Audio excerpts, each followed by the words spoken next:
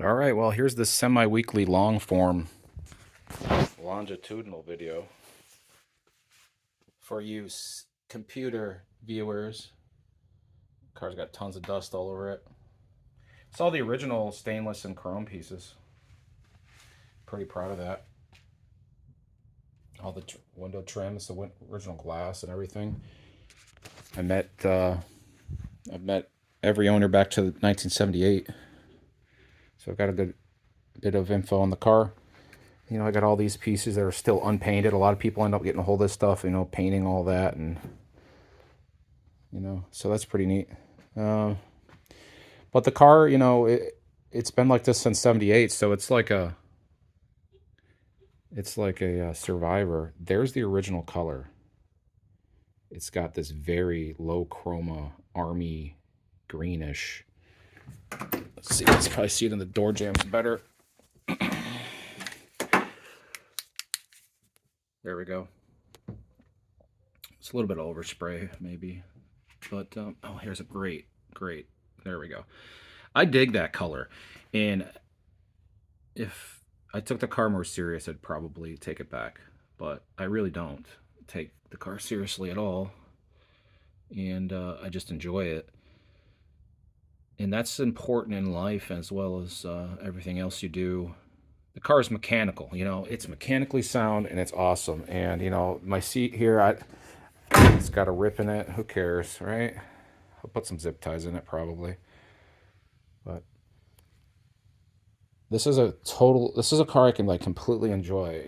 There's dents here and there. The car had that vinyl top with the vinyl molding down the side, which I think was a thing that happened in around 71. I think previous to that, in the 69s, I don't think they had it, but I could be wrong. I'm not a big aficionado.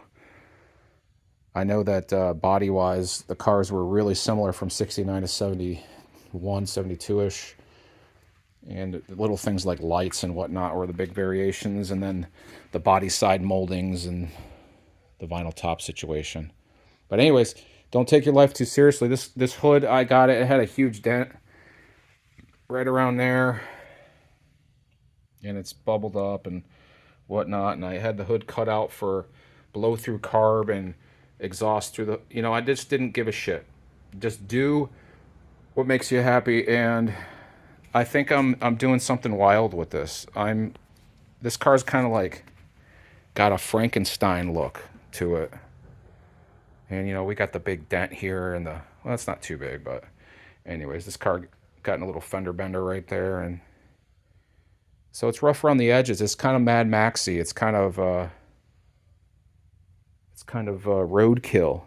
You remember that Motor Trend show? Probably the best automotive show ever. Next to Jay Leno's Garage, really is awesome too. But it's a totally different flavor, right? But look at that. I think that looks pretty sweet. It's like there is a monster engine poking out of the hood, so it's pretty cool. So we're running with that. If I want to do anything else with it, I'll probably get another hood. But I have other projects to work on. And this has got that cool kind of monster look to it, which I think fits the overall theme. You got to think about things like that. Consistency and quality is important when building a car, whether it's consistently mediocre quality, consistently perfect. Because I'll tell you, whenever you're building something, if everything is perfect, the unperfect thing is going to stand out and it's going to make it look bad. But if everything's on the same level of giving a fuck, things end up looking cool, right? And that's where we're at here. Everything's on the same level of giving a fuck. Anyone else would have replaced this bumper, but for 20 years, I've had this bumper. Have I had the car for 20 years? Maybe it's 16 years. Anyways, it's been a while. Anyone else would have replaced this bumpers. They're not expensive. I don't really care. I didn't have a plastic filler plate for like ever, and I just bought one. And of course, the Jegs one. Came with a bloody crack in it. Do I give a fuck? Not really. But I'm gonna get my money back. So anyway, here's the look. Here's the look on the car. That little bump out of the hood looks kind of cool, you know? It's definitely fits the look on the car. So we'll check out our clearance situation. Clearance has been our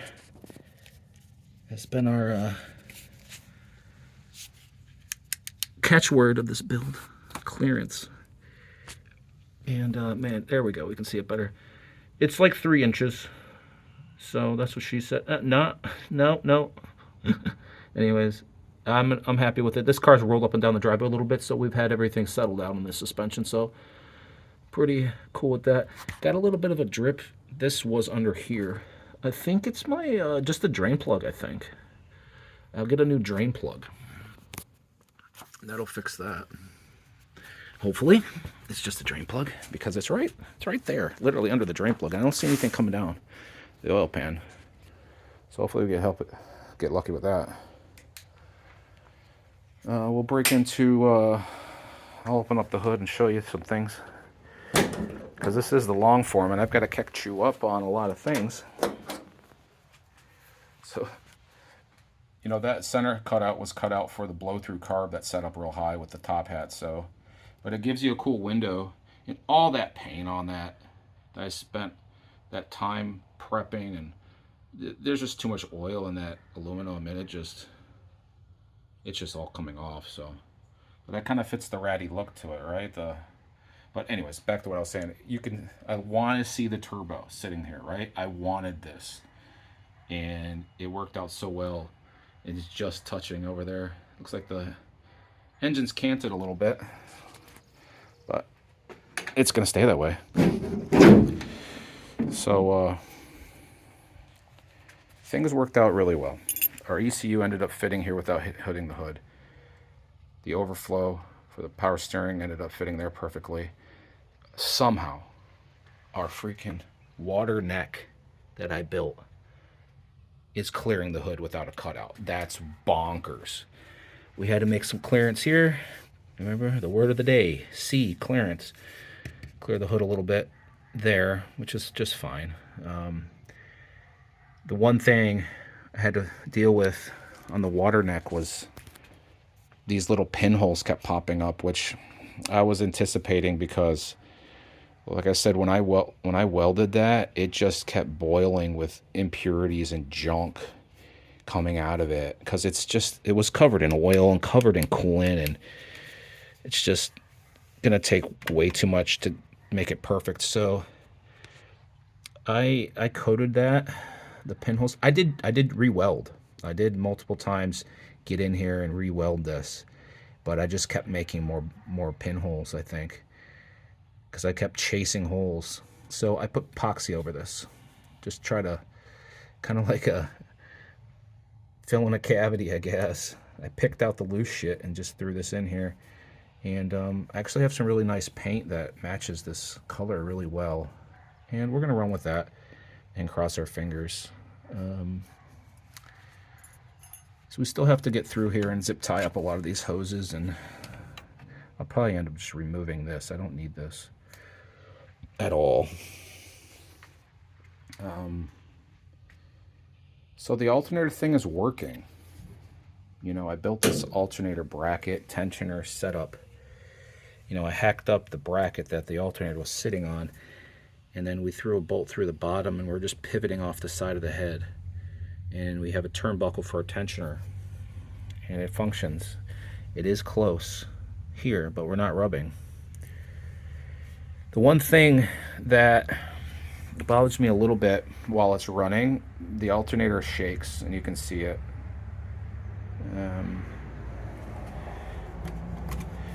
The belt is as tight as I want it to be, so I'm not going to mess with it.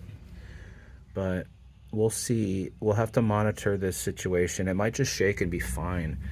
I might end up wedging something in here to help with the vibrations.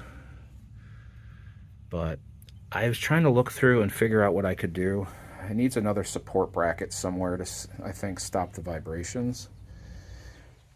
You know, so I've got I've got a bolt hole here in the hood, or in the head, and I wonder if I can't put a stud back here, because they're kind of on the same plane. Or you know what?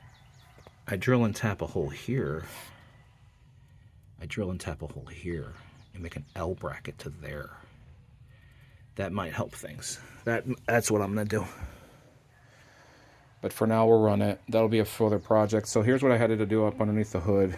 A lot of the issue that pushed me away from doing what I needed to do was the fact that I was cutting out all of this bracing to curl this up. And when you do that, you just end up with a tin can. And I know I was gonna weld all that up, and it was back to like consistency and quality. If I did all that work patching and filling all this, and then, you know, was I going to go as far as rebuilding this whole underhood with all this bracing? And then how far are we going to go there? And then we're going to end up with this welded mess of waves, and then there's going to be waves for days. And I don't have all that bodywork tools anyways. I don't have all that stuff. And do I want to go buy all that? Then I end up, it's just going to steamroll, because I have to get it. When you're doing something like bodywork, and you have to get it to a certain level of quality, or it's gonna look like shit, right? So I might as well embrace the looking like shit and take it to a cool factor of looking like shit. I mean, that's kind of the idea. But we were getting some rattling, so I threw some seam sealer. This is basically adhesive, panel adhesive in these spots here. I'm still waiting for that to set up. Still kind of wet. But we'll paint that. I used some of our little trim molding, our door gap molding here, because we are kind of touching here and touching there. So that helps stop the rubbing and the vibrations. Can't wait to pull this out and wash everything, because there's just little bits of dust and chips of drillings and everything. Yeah, so today's goal is getting this video out for you, and then I'm gonna clean up the interior and get some paint on the floorboards, because even though this car was really low miles when I got it, it was like 40,000, less than 40,000 miles. Just the years of having a carpet with a little bit of wetness from your feet, maybe from walking through grass at a car show, just, you know, a little bit of surface rust going on here. So we're cleaning this out. And there was, over here, I did notice there was one little pinhole right there that I pushed a screwdriver through. So I put some Pour 15 patch, they call it. And I imagine it's some kind of epoxy situation. It's one part epoxy, because I didn't have to mix anything. Anyways, that shit I've used for years now, the Pour 15 patch, and I am really impressed with its longevity. I have it on a hood that had a problem, and I put it on there probably 6 years ago, and the problem stopped. The rust stopped. So we're cleaning this up. Look at all the gunk. You know, 40 years of shit, dust, grime. You know, it's pretty historic. Speaking of history, you know, I never really gave this car a good cleaning, and here's the evidence of it. Underneath the seats, I found an old time slip and an old plug. This would be cool to put in a little kind of frame it or something. I don't know what side we're on here, what lane we're running in here.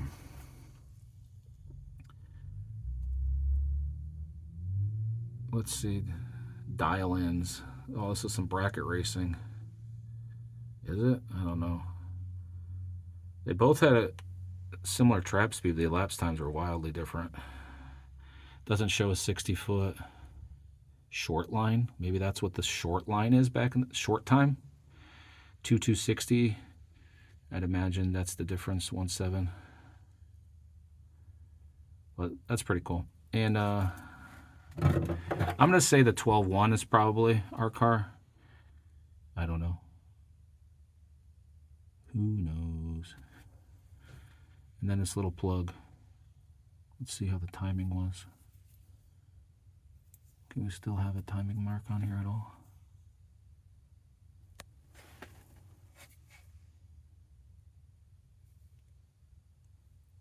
Yeah, they let the plug run too long.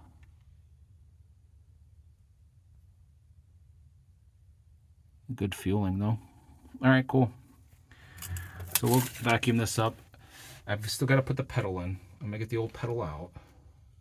Put that pedal in. Vacuum this shit. Paint this shit with our new favorite paint. I'm gonna start putting the interior back together. Still have to verify that the transmission shifts through all the gears with our electronic doohickey we're messing with.